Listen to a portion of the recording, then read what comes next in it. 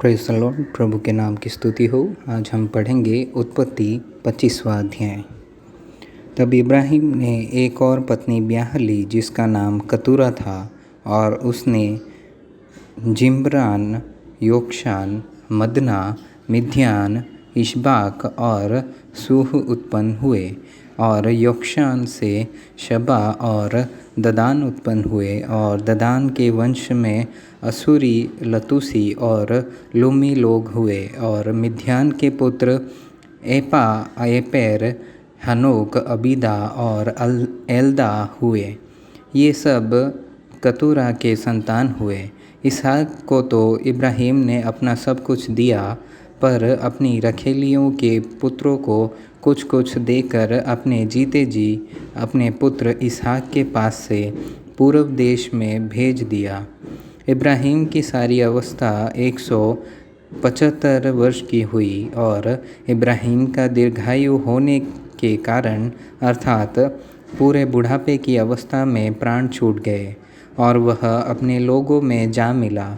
और उसके पुत्र इसहाक और इश्माएल ने हित्ती सोहर के पुत्र एप्रोन की मरमे के सम्मुख वाली भूमि में जो मकपेला की गुफा थी, उसमें उसको मिट्टी दी। अर्थात जो भूमि इब्राहिम ने हित्तियों से मोल ली थी, उसी में इब्राहिम और उसकी पत्नी सारा दोनों को मिट्टी दी गई।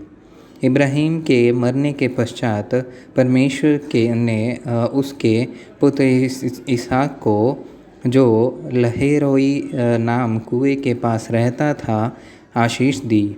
इब्राहिम का पुत्र इश्माएल, जो सारा की लोंडी हाजिरा मिस्री से उत्पन्न हुआ था, उसकी यह वंशावली है।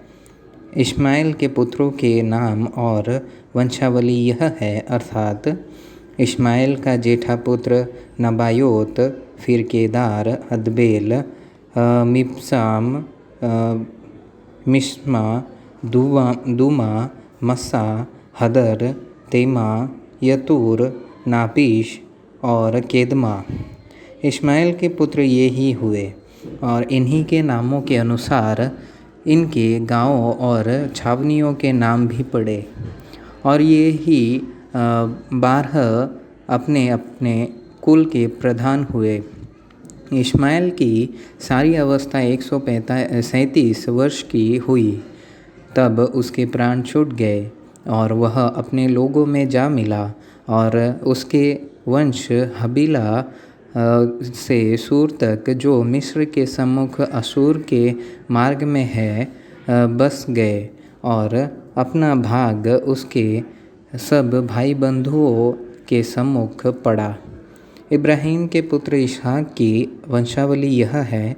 इब्राहिम से इसहाक उत्पन्न हुआ, और इसहाक ने 40 वर्ष का होकर रिबका को, जो पद्दनराम के वासी अरामी बतूएल की बेटी और अरामी लाबान की बहन थी, ब्याह लिया।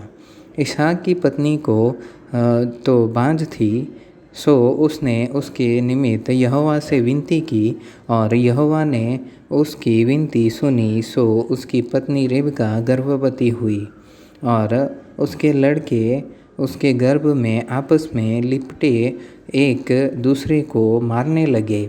तब उसने कहा, मेरी तो ऐसी ही दशा रहेगी, तो मैं क्यों कर जीवित रहूँगी। और वह यहोवा की इच्छा पूछने को गई। तब यहोवा ने उससे कहा, तेरे गर्भ में जो जातियाँ हैं, और तेरी कोख से निकलते ही 2 राज्य के लोग अलग अलग होंगे, और एक राज्य के लोग दूसरे से अधिक सामर्थी होंगे, और दूसरा बेटा छोटे के अधीन होगा।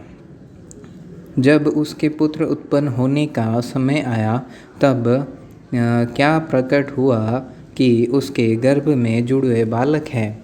और पहला जो उत्पन्न हुआ सो लाल निकला, और उसका सारा शरीर कंबल के समान रोममय था।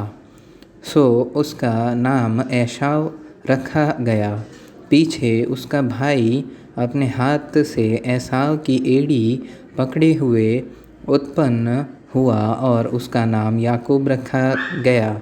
और जब रिबका ने उनको जन्म दिया तब इसहाक 60 वर्ष का था। फिर वे लड़के बढ़ने लगे और एसाव तो वनवासी होकर चतुर शिकार खेलने वाला हो गया पर याकूब सीधा मनुष्य था और तंबुओं में रहा करता था। और इसहाक तो एसाव के अहेर का मांस खाया करता था, इसलिए वह उससे प्रीति रखता था। तब रिबका याकूब से प्रीति रखती थी।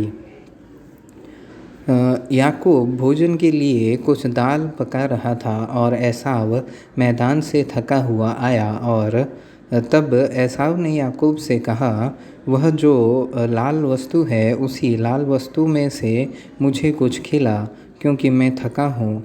इसी कारण उसका नाम एदोम भी पड़ा।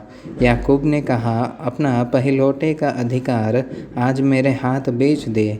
एसाव ने कहा, देख, मैं तो अभी मरने पर हूँ, सो पहिलौठे के अधिकार से मेरा क्या लाभ होगा।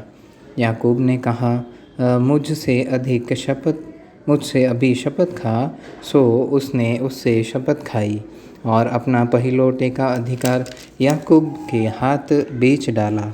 इस पर याकूब ने एसाव को रोटी और पकाई हुई मसूर की दाल दी और उसने खाया पिया, तब उठकर चला गया।